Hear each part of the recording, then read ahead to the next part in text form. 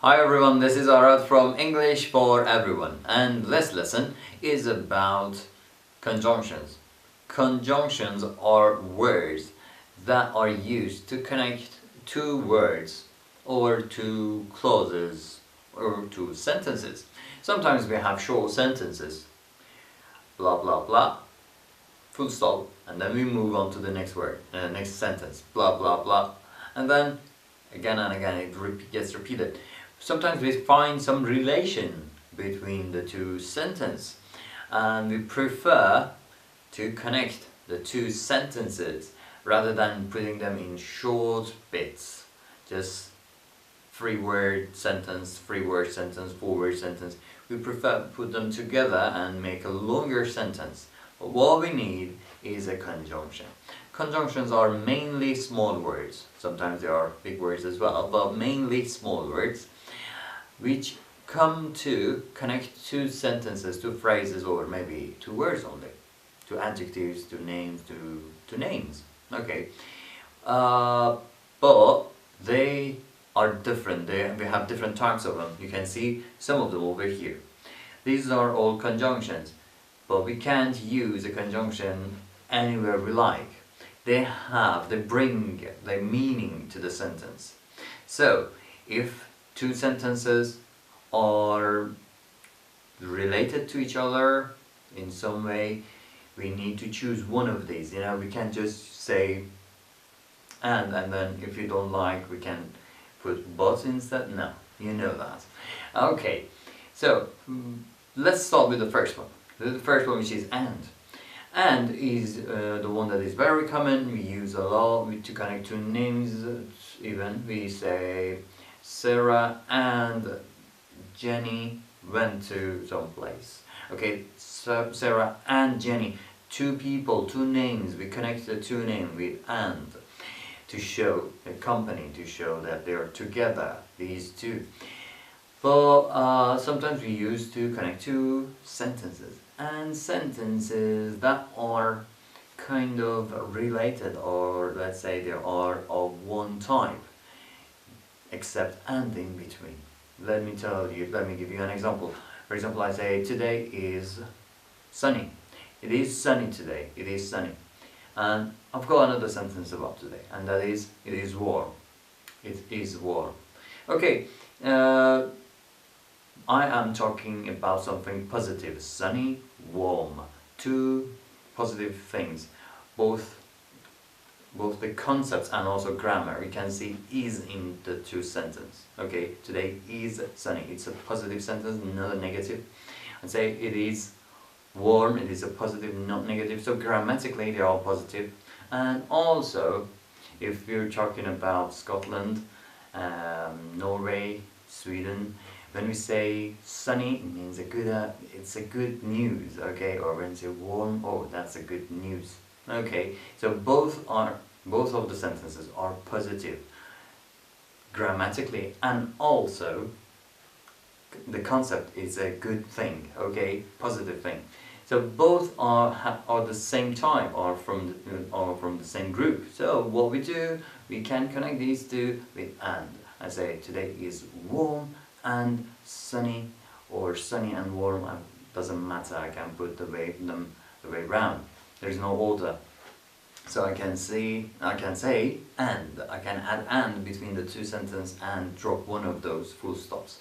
Instead of having two short sentences, I have a better, well-explained sentence. Okay, today is warm and sunny. Okay, also we can use and for two concepts that are negative. Okay, not grammatically. For example, I say today is cold. It's something negative in my mind. Okay, cold, negative. So I say something that I don't like. Today is cold and dark. Okay, I said and. Today is cold, today is dark. I put and in between the two. Both are from the same group. Both are the same thing in my mind. Okay, both are negative concepts. So I use and to show that they are like each other. But there is another way to put these things.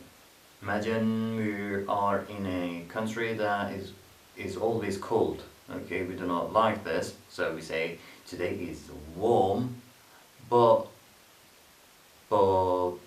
dark. Okay, so one is good, one is not good in my mind, in my idea. Warm, good. Dark, not a good idea. So I can't just put and in between the two and say today is warm and dark. Yeah, I can put it to just describe the sentence, but I've got a better one, and that is a better conjunction, and that is but. So I say today is warm, but cold, dark, but windy. Something that I don't like. So if you have two things that do not go with each other, but you have them anyway, then you put but. Okay, so but connects two things that are not from the same group, or not from the same type. Okay, they are not the same type. All right. I say today is sunny but cold. Sunny, good. Cold, bad. So a good and bad thing together. Okay, I'll put but in between. Let's continue with the weather. And I say today is not sunny, and today is not warm. I have two sentences, both something negative in my mind, okay, and both negative on the sentence and grammatically as well. You can see not in the sentence. Okay, I have two nots, two negative sentences in my sentence. I can say today is not warm and not sunny. I can say that, but I've got a better one. When I have two sentences, or two concepts, two clauses, two words that are grammatically negative, I can use nor and connect these two. I say today is not sunny nor warm. None of these. Okay? Rather than saying and, I say nor, and that is a better connection. It shows that they are of two negative sentences. Alright, now let's look at these two sentences over here. We can go to a park, we can go to a swimming pool. Here, I haven't got something like negative, positive, or something that is not going with the other one. No, I'm talking about two options. I'm talking about two possibilities. Okay, I say we can and we can. Both are talking about options, okay? So we have two options. In these cases, we use the conjunction or. Or comes between two options, offers two things, two possibilities, two things that can happen, two things that we can have, or two things that we can choose from. Okay, like this one. We can go to park, we can choose to go to park, we can go to a swimming pool, we can choose to do that. So one of them is, they are the options, and one of them is the one that we are going to choose. So when you have options, or is the best. Now let's look at these two. I heard a lot about you, I came here to see you. Two different sentences. We are not talking about options this time, they are no are options, but one is the reason for the other one.